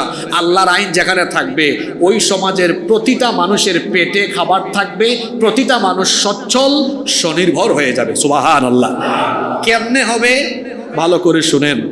মানুষের মুক্তির জন্য আল্লাহ একটা অর্থনৈতিক ফর্মুলা দিয়েছেন। অর্থনৈতিক মুক্তির একটা চমৎকার মেথোডোলজি, পদ্ধতি আল্লাহ দিয়েছেন। কিন্তু আমরা এই পদ্ধতি ভালোভাবে উপলব্ধি এবং অনুধাবন করতে আমরা অনেক পিছিয়ে আছি। মানুষের অর্থনৈতিক মুক্তির জন্য, বেকারত্ব, দারিদ্রতা দূরীকরণের জন্য আল্লাহ যাকাতের মতো চমৎকার একটা অর্থনৈতিক ফর্মুলা দিয়েছেন। কিন্তু আমার সমাজে, আমার দেশের বেশিরভাগ মুসলমানরা যাকাত ব্যবস্থার এই বেনিফিটের কথা তারা জানে না। তারা মনে করে যাকাত মানে হলো শাড়ি আর লুঙ্গি কিনে গরিবের মধ্যে বিতরণ করা। তারা মনে করে যাকাত মানে হলো গরিবকে বাসায় ডাইকা এরপরে 200, 300, 500 করে করে করে করে দিয়ে দেওয়া। এইভাবে যারা যাকাত দেয়, এদের যাকাত আদায় হয় না, এরা যাকাত বুঝেও নাই। যাকাত এর বিধান দেওয়া হয়েছে দারিদ্রতা দূর করার জন্য, বেকারত্ব দূর করার জন্য। অর্থাৎ আপনি যাকে যাকাত দিবেন, ভবিষ্যতে ফিউচারে সে আর যাকাত খাওয়ার উপযুক্ত থাকবে না, সেজন্য সচ্ছল হয়ে যায়। এজন্য আপনারা দেখবেন যাকাত যে 8 শ্রেণীর মানুষকে দিতে হয়, এদের মধ্যে প্রায়োরিটি লিস্টে মানে 1-2-এ সিরিয়াল রাখা হয়েছে কাদেরকে দেখেন, ইন্নামাস সাদাকাতু লিল ফুকারাই ওয়াল মাসাকিনি ওয়াল আমিলিনা ইলা আখিরিল আয়াহ। প্রথম দিকে কাদেরকে রাখা হলো? ফকিরকে, মিসকিনকে। কারণ আমাদের সমাজে এরাই নিঃস্ব, এরা অভাবী, এরা ঠিকমতো খাইতে পারে না, সংসার চালাইতে পারে না। এই জন্য 1 আর 2-এ এদেরকে আল্লাহ কেন রেখেছেন? যাতে করে একটা বৈষম্যহীন সমাজ প্রতিষ্ঠা হয়। ইসলাম এমন সমাজ চায় যেখানে সবার পেটে খাবার থাকবে। এমন হবে না যে একজন 3 বেলা খাবে আর একজন 1 বেলা খাইতে পারে না, এমন সমাজ হবে না। বরং এমন সমাজ হবে সবার পেটে খাবার থাকবে, সবার মধ্যে যেন সচ্ছলতা থাকে। এজন্য ইসলাম জাকাতের মতো এত সুন্দর একটা অর্থনৈতিক ফর্মুলা দিয়ে প্রায়োরিটি লিস্টে 1 এবং 2-এ এদেরকে রেখে দিল কেন? এদের গরিবী হালত, দুঃখ দুর্দশা যেন লাঘব হয়, দূরীভূত হয়ে যায়। আর এটা প্রয়োগেরও চমৎকার একটা পদ্ধতি আছে, যেই পদ্ধতি আমাদের অনেকের অজানা। আসুন ছোট এবং বড় 2টা উদাহরণ দিয়ে বুঝাই। মনে করেন এই হাজি ক্যাম্প শাহজি মসজিদ, এই মসজিদের যত মানে যে সকল ঘর নিয়ে বা যে পরিমাণ এলাকা নিয়ে এই মসজিদ ভিত্তিক সমাজ থাকে না আমাদের, যে সমাজটা গঠিত, মসজিদ থেকে একটা সিদ্ধান্ত হলো যে আমাদের সমাজের যাদের উপর জাকাত ফরজ নেশাব পরিমাণ মাল আছে, এদের সবার জাকাতের টাকাটা আমরা এই বছর এক জায়গায় করব। এবার তারা এক জায়গায় করে দেখলেন এর পরিমাণ দাঁড়ালো 2 লক্ষ টাকা। কত লক্ষ টাকা? এই 2 লক্ষ টাকা আপনারা চাইলে জনপ্রতি 500 করে দিয়ে সর্বমোট 400 জন মানুষকে আপনারা বিতরণ করতে পারবেন। কিন্তু এই 400 জন মানুষকে 500 করে টাকা দিলে এরা কি ধনী হয়ে যাবে? 1 বেলা খাবে, পরের বেলা আবার ক্ষুধার্তই থেকে যাবে। কিন্তু এর বিকল্প হিসাবে আপনারা যদি 400 জন মানুষকে 2 লক্ষ টাকা না দিয়ে এই এলাকার একজন বিধবা বোনকে একটা সেলাই মেশিন কিনে দিলেন, আরেকটা পরিবার বড় অসচ্ছল, পরিবার চলে না, এই পরিবারের একটা ছেলেকে একটা রিক্সা কিনে দিলেন, আরেকটা ছেলেকে একটা কুটির শিল্পে লাগিয়ে দিলেন, আরেকজনকে একটা ছোট্ট টঙের দোকান করে দিলেন। এরকম 2 লক্ষ টাকা যদি 400 জনকে না দিয়ে 3-4 জনের বেকারত্ব লাঘবে দিয়ে দেন, এই 3-4 জন মানুষ কি আগামী বছর আর জাকাত খাওয়ার উপযুক্ত থাকবে? এটা তো আপনার ছোট্ট এলাকা দিয়ে আমি উদাহরণ দিলাম। এবার আসেন 90% মুসলমানের মধ্যে যাদের উপর জাকাত ফরজ, এখন যদি দেশে একটা জাকাত মিনিস্ট্রি, জাকাত মন্ত্রণালয় হয়, ইসলামী অর্থনীতিতে বিশেষজ্ঞ উলামা দ্বারা সেই মন্ত্রণালয় পরিচালিত হয়, তাহলে সারা দেশের মুসলমানদের সম্পদের হিসাব সরকারের কাছেই থাকবে। শুধুমাত্র যাদের উপর জাকাত ফরজ, বছর শেষে মোবাইলে মেসেজ আসবে, মিস্টার অমুক, এই বছর আপনার এত টাকা জাকাত এসেছে, আপনার পার্শ্ববর্তী সংশ্লিষ্ট অফিসে বা অমুক জায়গায় গিয়ে টাকাটা জমা করেন। এখন সারা দেশের মুসলমানদের মানে যাদের উপর জাকাত ফরজ আর কি, তাদের টাকাটা জমা হইল কয় জায়গায়? 1 জায়গায়। মনে করেন অ্যামাউন্ট কম ধরে বুঝাই, বুঝতে সুবিধা হবে।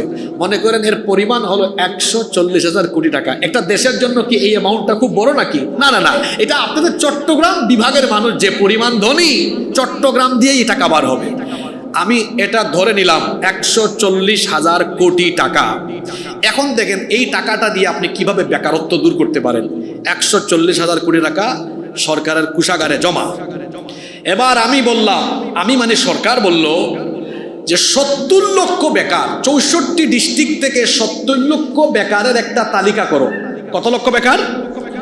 70 লক্ষ বেকারের একটা তালিকা করে এদেরকে ধাপে ধাপে ঢাকায় নিয়ে প্রত্যেকের হাতে 2 লাখ টাকার চেক দেওয়া হলো। ধরো বেকার আসো, 2 লাখ টাকা নাও, হাঁসের খামার করো, যাও মুরগির খামার করো, যাও বিদেশ চলে যাও, যাও তুমি এটা করো ওইটা করো। ওই দিনাজপুরের মানুষ, ওইখানে ধান বেশি হয়, যাও 2 লাখ টাকা দিয়ে 2-3টা গরু কিনে, হালের বলদ কিনে চাষাবাদ করো।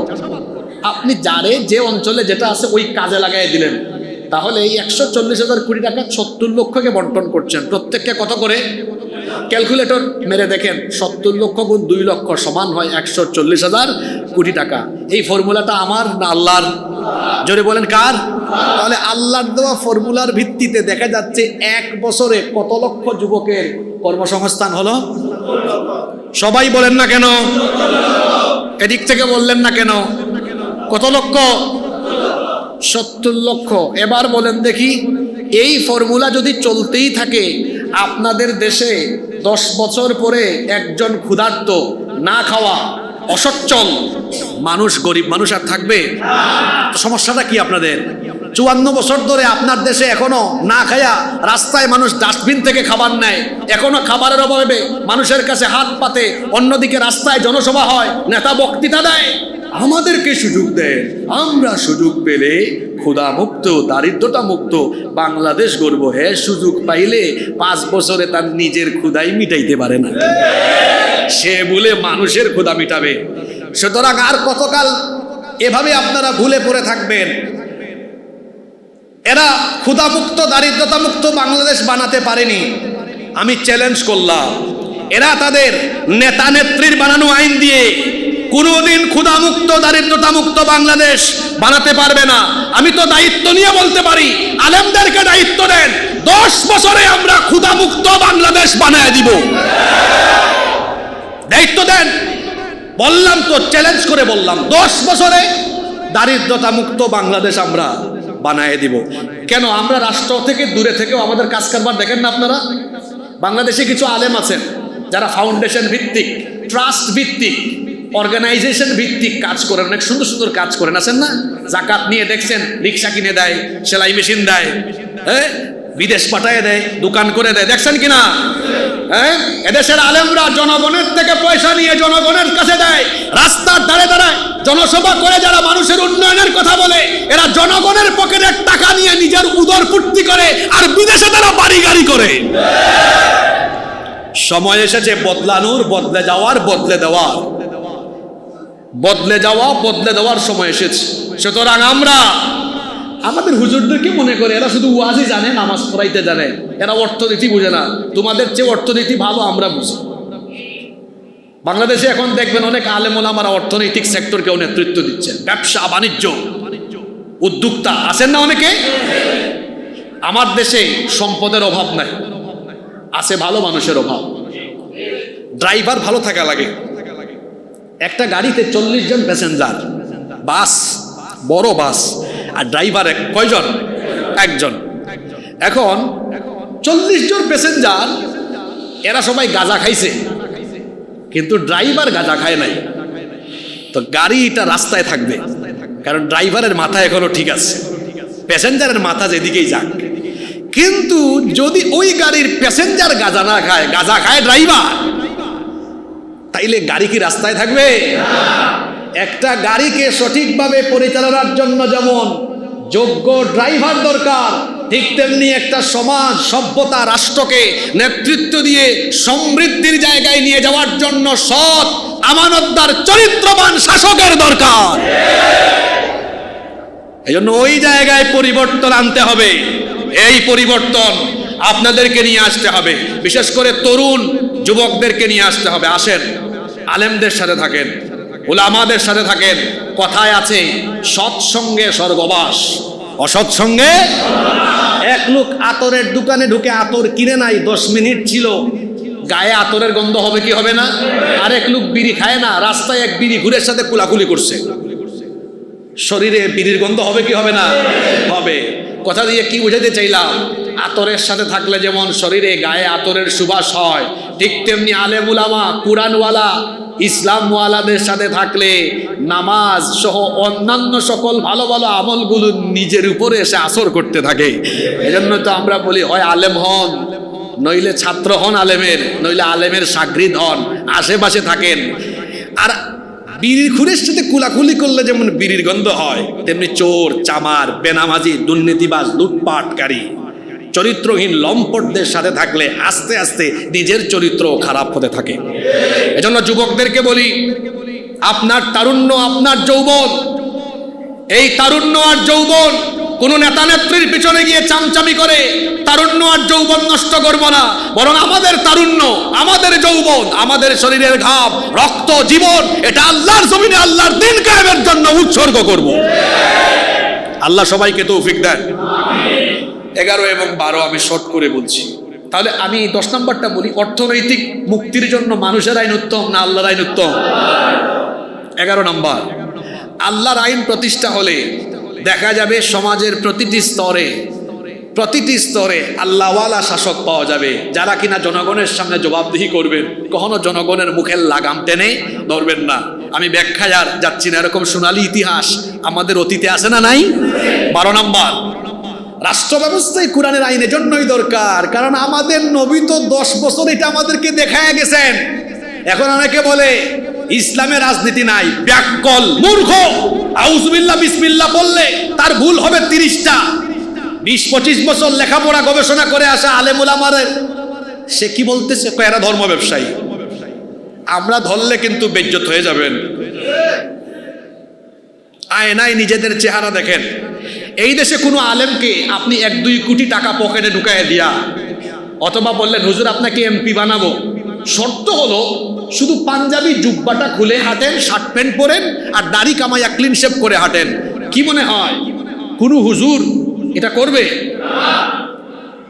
বাংলাদেশে কিছু হুক্কুর মার্কা হুজুর আছে না, এরাও তো এটা করবে না। না না না, এটা আমি করবো না। তাহলে বলেন তো আলেমরা কি লেবাস পাল্টায়? সিজনে সিজনে সুরত পাল্টায়? আমাদেরকে যারা ধর্ম ব্যবসায়ী বলে ওরা কিন্তু ক্ষমতার স্বার্থে, ভোটের স্বার্থে লেবাস পাল্টায়, সুরত পাল্টায়। আপনি যদি বলেন ভাই ভোটের টাইম, হ্যাঁ একটু শার্ট প্যান্টটা খুলে পায়জামা পাঞ্জাবি পরেন, টুপিটা পরেন, হে এমন টুপি পরে ঘুমের টাইমে আর খুলে না। ভাই একটু নামাজটা পড়েন, তখন দেখা যায় মানুষকে দেখানোর জন্য মসজিদ থুইয়া রাস্তায় যায় নামাজ। তখন নামাজ মাঝে মাঝে 7-8 ওয়াক্ত হয়। বলবেন শুধু 7-8 ওয়াক্ত হয় কেমন? ওই গ্রামাঞ্চলে গেলে দেখবেন এরা এশার নামাজ আগে ভাগে পড়ে না। এক ক্যান্ডিডেট ঢুকছে গ্রামে গণসংযোগ করতে, এশার আজান হয়েছে, নামাজ পড়ে ফেলছে। এখন বাজারে কেন্দ্রীয় মসজিদে গিয়ে দেখে ওখানে এশার আজান মাত্র হয়েছে। এখন তার সাঙ্গপাঙ্গরা বলতেছে লিডার এখানে তো মাত্র আজান হয়েছে। কয় চুপ থাক, যাদের অজু আছে মসজিদে ঢুক, যাদের নাই আবার অজু কর। কয় লিডার একটু আগে নামাজ পড়লাম। কয় বেটা চুপ থাক, এটা ইলেকশনের টাইম, যতবার সুযোগ পাবি ততবার নামাজ পড়বি। আপনাদেরকে হাসানোর জন্য বলি নাই, এগুলো বাস্তব না অবাস্তব কথা। যারা এই কারবারগুলো করে এরা আলেমদেরকে আবার ধর্ম ব্যবসায়ী বলে। এক রাবেয়া বছরই আলেমদের সাথে বেয়াদবি করে জিল্লতির সাথে চোরের মতো পালিয়ে যেতে বাধ্য হয়েছে। আলেমদের সাথে বেয়াদবি করে, স্পষ্ট ভাষায় আমি বলছি, আলেমদের সাথে বেয়াদবি করে কেউ এই দেশে ক্ষমতার চেয়ারে থাকতে পারবে না। এই দেশের জনগণ, তাওহীদবাদীরা, যুবক তরুণরা উস্কা দিয়ে চেয়ার থেকে ফেলে দিবে। আলেমদের সাথে বেয়াদবি করে কেউ চেয়ারে থাকতে পারবে না। যুবকরা, তাওহীদবাদীরা উস্কা দিয়ে চেয়ার থেকে ফেলাই দিবে। ধর্ম ব্যবসায়ী আমাদেরকে বলে, অথচ তারা সিজনে সিজনে টুপি লাগায়, কখনো খুলে কখনো লাগায়, কখনো নামাজে যায় কখনো যায় না। যারা এইরকম ভোটের আশায়, ক্ষমতার নেশায় সুরত পাল্টায়, লেবাস পাল্টায়, ওরাই হলো প্রকৃত ধর্ম ব্যবসায়ী। আল্লাহর নবী 10 বছর আল্লাহর কোরআন দিয়ে রাষ্ট্র চালিয়েছেন। আমি মুসলমান, রসুল আমার আদর্শ, ঠিক তেমনি ভাবে আমরাও চাইবো আল্লাহর নবী যেভাবে কোরআন ভিত্তিক রাষ্ট্র গঠন করেছেন আমরাও সেটা চাইবো। রাজি আছেন না নাই? এবার আমি আখিরি কথা 2-3 মিনিটে শেষ করব। এই যে আমরা রাষ্ট্র ব্যবস্থায় কোরআনের আইনের প্রয়োজনীয়তা, ফায়দা বা কোরআনের বহুবিধ ফায়দার কথা আমরা জানি না। কেন জানেন? এর কারণ আমাদের কোরআন নিয়ে অধ্যয়ন কম। আর এটা খুব পরিকল্পনা করে করা হয়েছে। আমরা যেন কোরআনের সৌন্দর্য না বুঝি, আমরা যেন কোরআনটা ভালো করে বুঝতে না পারি। এজন্য দেখেন আমাদের শিক্ষা ব্যবস্থা থেকে কোরআনকে উঠিয়ে দেওয়া হয়েছে। আপনাদের দেশের স্কুল কলেজে কোরআন আছে নাকি? হাদিস আছে? নাই। শিক্ষা ব্যবস্থায় এখন মারাত্মক দশা। শেষে আমি শিক্ষা ব্যবস্থা দিয়ে শেষ করতেছি। এই জন্য এখন কোন মাস? ডিসেম্বর মাস। আপনাদের বাচ্চারা বার্ষিক পরীক্ষা দিচ্ছে। এই যে জানুয়ারি মাসে বাচ্চাদেরকে নতুন প্রতিষ্ঠানে আপনাদেরকে ভর্তি করাতে হবে, অথবা অনেকের সন্তান হয়েছে 4-5 বছর, এই বছর থেকে শুরু হবে না? সতর্ক থাকতে হবে। আপনার সন্তানকে শিক্ষা দেওয়ার ক্ষেত্রে আপনার সন্তান যেন অবশ্যই সবার আগে দিন পায়, দিনই শিক্ষাটা যেন সে পায়। এজন্য অনুরোধ করব, শিক্ষা প্রতিষ্ঠান বাছাইয়ের ক্ষেত্রে আপনারা প্রত্যেকেই এখন সচেতন হবেন। আমি ক্লাস 1-এর বই হাতে নিয়ে দেখি, সেখানে লিখেছে আতা গাছে তুতা পাখি, ডালিম গাছে মৌ, এতটা কি তবু কথা কও না কেন বউ। শিখাইতেছে কি দেখছেন? কি আশ্চর্য কথা! আমাদের বাচ্চারা এগুলো শেখার কোনো দরকার আছে? আমাদের দেশে শিক্ষা ব্যবস্থার একটা সংকট চলছে, স্কুলেও মাদ্রাসায়ও। স্কুলে ওরা ইংরেজি, গণিত, বিজ্ঞান, সোশ্যাল স্টাডিজ, ICT, সায়েন্স সবই শিখছে, কিন্তু কোরআন নাই, হাদিস নাই। দিন শিক্ষা থেকে বঞ্চিত। মাস্টার ডিগ্রি কমপ্লিট করে এরপরে দেখা যায় 5 ওয়াক্ত নামাজ কিভাবে আদায় করতে হয় জানে না, কোরআন শরীফ শুদ্ধ করে পড়তে পারে না, তাহলে এই শিক্ষাটা কি পূর্ণাঙ্গ না সংকটাপন্ন? মাদ্রাসার দিকে যদি যান তাহলে দেখবেন হাতে গোনা অল্প কয়েকটা মাদ্রাসা ব্যতীত বেশিরভাগ মাদ্রাসায় কোরআন, হাদিস, ইসলামিক স্টাডিজ এগুলো চর্চার ব্যাপক সুযোগ থাকলেও তারা আবার ইংরেজি, বিজ্ঞান, প্রযুক্তি এগুলো থেকে বহু পিছিয়ে আছে। অনেক হুজুর আছে কম্পিউটারে মাউস ধরতে পারে না, একটা স্লাইড প্রেজেন্টেশন দিতে পারে না। এমন হুজুর হইতে আপনারা কে বলছে? আপনার অর্জিত দ্বীনি জ্ঞান এটা আধুনিক বিশ্বে পৌঁছে দেওয়ার জন্য আপনার কি বিজ্ঞান প্রযুক্তির জ্ঞান আপনার মধ্যে থাকার দরকার আছে না নাই? তাহলে দেখা যাচ্ছে আমাদের দেশের স্কুল, কলেজ, মাদ্রাসা উভয় দিক পরিপূর্ণ না সংকটাপন্ন? সংকটাপন্ন। এই সংকট কাটিয়ে ওঠার জন্য আপনাদেরকে সিদ্ধান্ত নিতে হবে যে কিভাবে আমরা কাটিয়ে উঠবো। এজন্য প্রতিষ্ঠান বাছাই করবেন যেখানে আল্লাহর দ্বীনও আছে, আধুনিক জ্ঞান বিজ্ঞানও আছে। আপনাদেরকে দাওয়াত দিয়ে যাচ্ছি, এই যে কাঁচা রাস্তার মোড়ে একটি প্রতিষ্ঠান আমি নিজেই তৈরি করেছি, রওদা একাডেমি। আপনারা হয়তো অনেকে দেখেছেন, এটা ফুল অ্যারাবিক এবং ইংলিশ ভার্সনের। আমাদের দেশে ইংলিশ মিডিয়াম অনেক প্রতিষ্ঠান কিন্তু চট্টগ্রাম মহানগরীতে আছে, কিন্তু অ্যারাবিক মিডিয়াম অনেক জায়গায় নেই। এজন্য আমরা এটা করেছি অ্যারাবিক মিডিয়াম, ইংলিশ মিডিয়াম। এখানে তিনটা জিনিসকে আমরা গুরুত্ব দিই। এক নাম্বার, সবার উপরে আল্লাহর কিতাব কোরআন। আমাদের দেশে বহু আলিয়া মাদ্রাসায় এখন কোরআন ছাত্ররা শুদ্ধ করে পড়তে পারে না, এমনকি আলিয়া মাদ্রাসার বহু প্রিন্সিপাল আছে কোরআন শুদ্ধ করে পড়তে পারে না। এটা আলিয়া মাদ্রাসার একটা দুর্বলতা বলতে পারেন।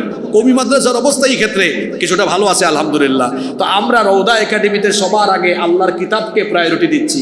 সিলেবাসকে এমনভাবে সাজিয়েছি যাতে ক্লাস 2 কমপ্লিট করার সাথে সাথে আপনার বাচ্চা ইলমে কেরাতের উপরে পূর্ণাঙ্গ দখল আসে, যাতে করে তার তাজবিদ সহ বিশুদ্ধ তেলাওয়াত শিখে ফেলতে পারে, ওভাবে সাজানো। দ্বিতীয় পর্যায়ে আমরা এখানে সবচেয়ে বেশি গুরুত্ব দিয়েছি আরবি এবং ইসলামিক স্টাডিজকে।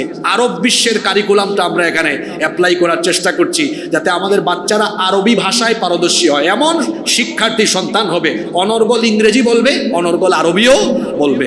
এরপরে থার্ড পর্যায়ে আমরা ইংরেজির জন্য ক্যামব্রিজকে ফলো করে এর সাথে আমরা আইসিটি সায়েন্সের একটা সমন্বয় ঘটিয়ে কম্বাইন্ড একটা কারিকুলামের মাধ্যমে একটা ব্ল্যান্ডেড কারিকুলাম দিয়েছি, যেটাকে আমরা বলি ইন্টিগ্রেটেড কারিকুলাম। যার ফলে আমাদের বাচ্চারা পরিপূর্ণ যোগ্যতা নিয়ে বড় হবে। ও একদিকে সুন্দর করে কেরাত পড়বে, আরবি জানবে, ইংরেজি জানবে, জ্ঞান বিজ্ঞান সব কিছু তার জানা থাকবে। এভাবে 12 পর্যন্ত, ইন্টারমিডিয়েট পর্যন্ত পড়বে। এরপরে যে আলেম হওয়ার আলেম হবে, যে ডাক্তার হওয়ার ডাক্তার হবে, ইঞ্জিনিয়ার হওয়ার ইঞ্জিনিয়ার হবে, ব্যারিস্টার হবে ব্যারিস্টার হবে, যে কোনো প্রফেশনে সে যেতে পারবে। তাছাড়া আমাদের এখানে বিশেষায়িত হিফজের ব্যবস্থা রেখেছি, যাতে আন্তর্জাতিক মানের হাফেজও বানানো যায়।